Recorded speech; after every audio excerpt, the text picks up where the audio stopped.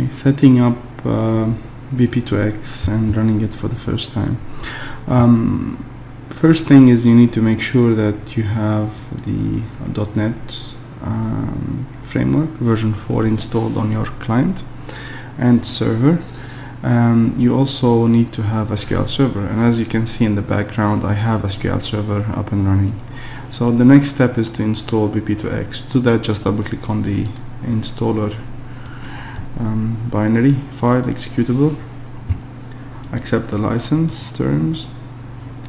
Now I unticked SQL 2000 Express because that's the default. The installer by default can install SQL 2005 for you by downloading it from the internet if it's not found on your PC. I'm not gonna do that, and because I'm gonna run this machine as a client and a server, I will install the client and the other two components, the remote player and the business objects. Now, just very briefly, what is the client? It's the front-end UI that allows you to control BP2X to do data entry and to play back audio or media files. And the remote player is the actual controller that plays the audio. And then we've got the business objects, and this is a service that gets installed on your machine in the services here. And it will be named broadcast power, so there's nothing here yet, so we'll just wait for the installer to complete before it creates this service for you. So here I don't have an instance. I have a special password which I'll put in. I'm gonna click next for the remainder of for this, and I'll just leave the defaults on. We'll wait for it to install.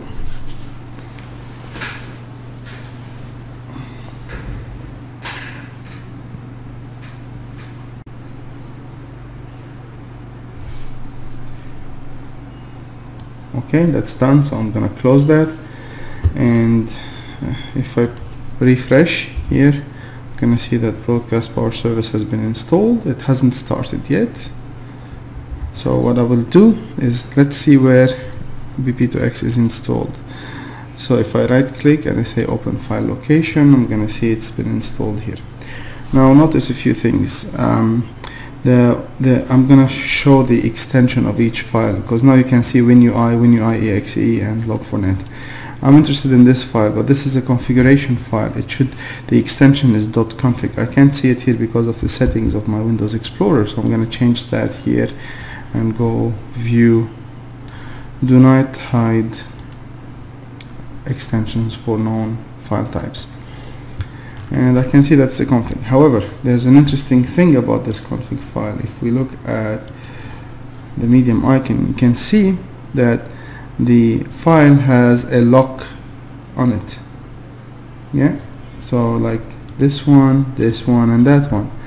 And that's because these files were created as when I ran the application as administrator, so the settings for them don't allow any user to access them. So if you are on a domain and you have users who need to run the application, other than the user who created the application or installed the applications, you need to make sure you grant them the appropriate privilege. So what I will do is I will change this. I'll go to properties, security, I'm gonna edit that, I'm gonna add, and here typically what I do, I would say domain users. Now I'm not connected to the domain here, so but what I will do is, typically would use domain users. I'm gonna do it here just everyone, just to see what you have to do. But instead of everyone, you should use domain users if you're on a domain. If you're not on a domain, then just use users simply, and you only need to grant them read and execute and read access. That's it. So we do this. As you can see, the lock is gone here on this one. You repeat the process for the other two files.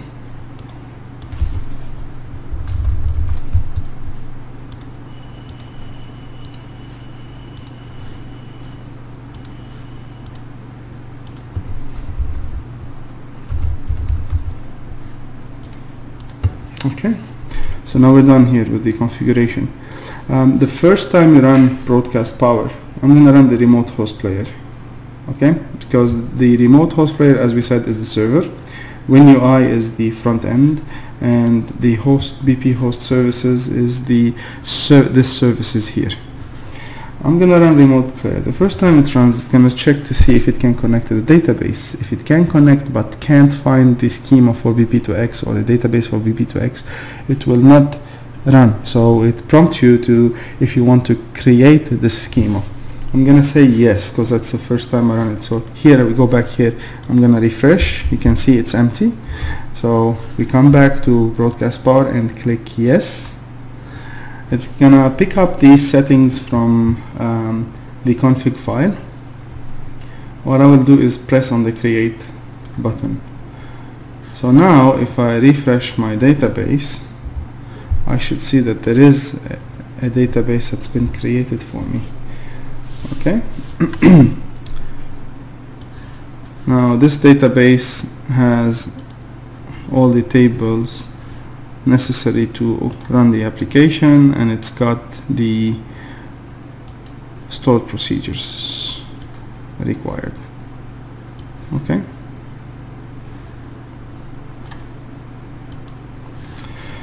Let's go back to BPS. So the first screen you see now is the registration screen.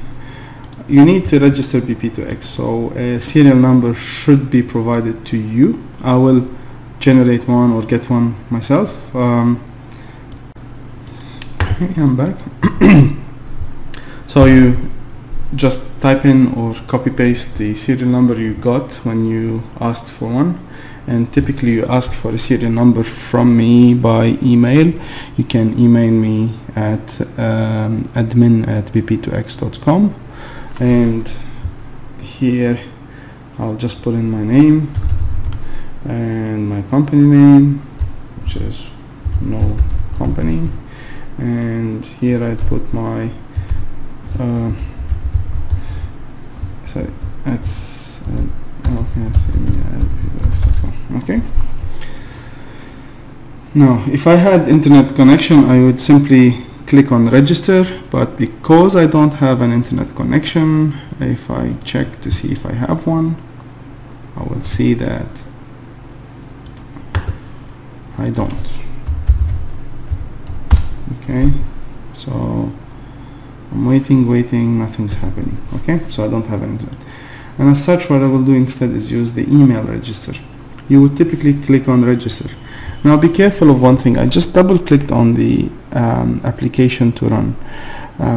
When you register, BP2X will actually create a file inside your program directory, programs directory. So it will create it here inside this folder. Now this is a special folder in Windows, and you need administrative privileges to run it or to create it. Luckily I'm an administrator on this machine. I've started the application as an administrator.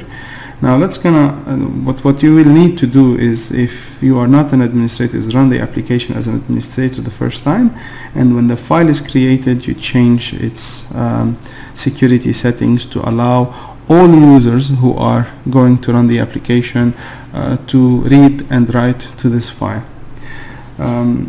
But in my case I will use the email register. What this does is it generates a file that I will save somewhere. I will save it on my desktop. It's called BP2X. Okay, I'm gonna close it now. But typically if you click on register, it will actually show you a dialog box with the words OK if it succeeds, and it will, otherwise it will display a message with an error that says what happened when you pressed the register and didn't work. So I will take that file, I will copy it, and then I would typically send it by email to me, to myself, and I would generate the key. Okay, we're back. So there is a file called license.key that will be returned to you once the BP2X.key file has been input into the system, and this one gets generated. You need to copy that file from wherever you get it, like typically email, and then to this directory, which is the application directory.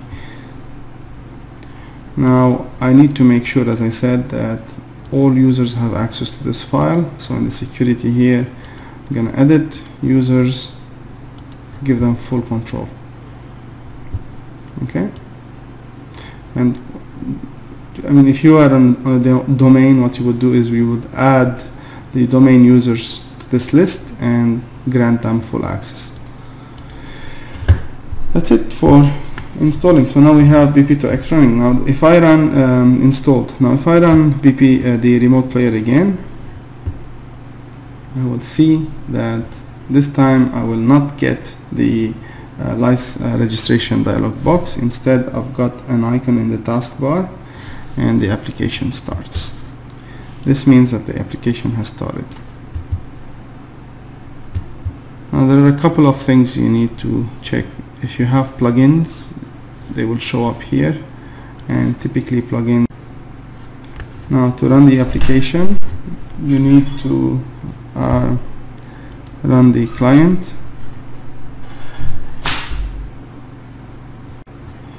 and the default username and password for the application are administrator and 123.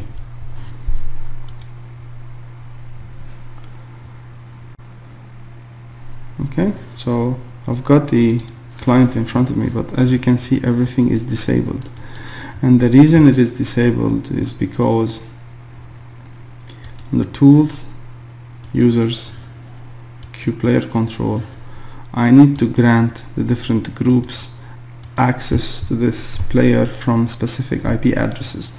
If you want to grant, for example, administrators access to the players from any machine they log into, you just type in 127.0.0.1, add this one, okay, and close, put in the password again, and now you can see when it starts that the players are enabled, and I can start. See, I can click here now, okay, and I can click here, so now it's working. The database is empty, so you can't see a few things here, so I will leave it for now, and you can watch my other videos to see how to run and operate this application.